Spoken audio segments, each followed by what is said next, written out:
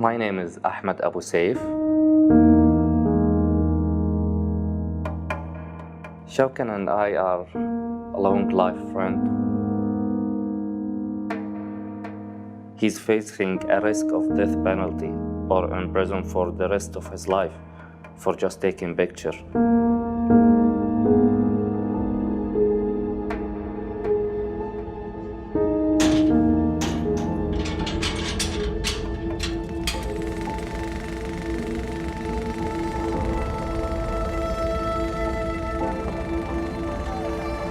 As we approached the Rabaa al-Adawiyya square sit-in, I could see a billow of smoke rising from below.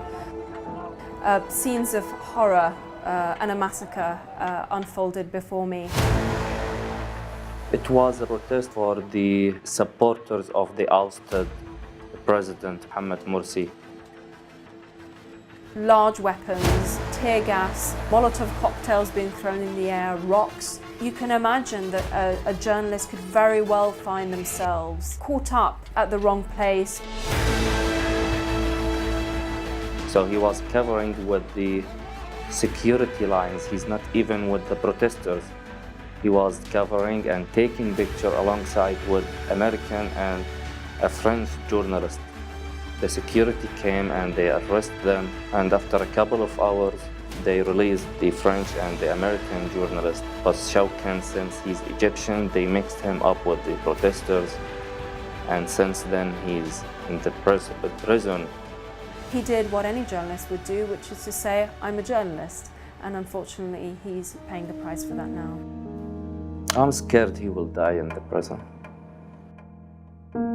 Shawkan described in one of his letters when he marked 600 days in the prison, and he said, we left our dignity at the prison gates, and he described the cell that he's living in with 12 inmates.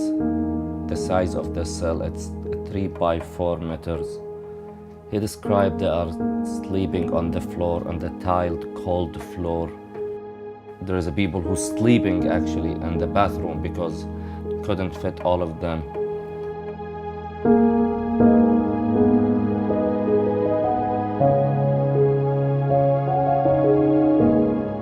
His health in a bad conditions.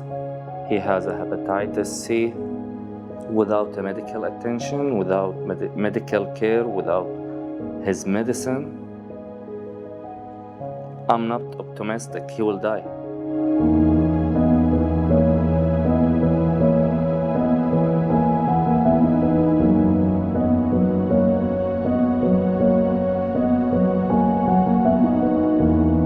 Dear Ambassador Mohammed Abu Dahab, President Abdel Fattah al-Sisi said in September 2015 that there is unprecedented freedom of expression in Egypt.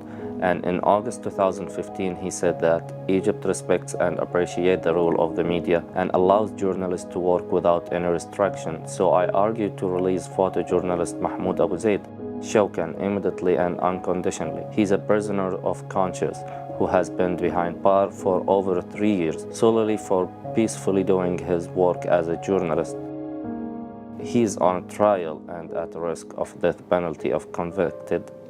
I strongly urge the authorities. In each thing that I do, or I go to places, or things that I see, sometimes I see it in Shawkan eyes.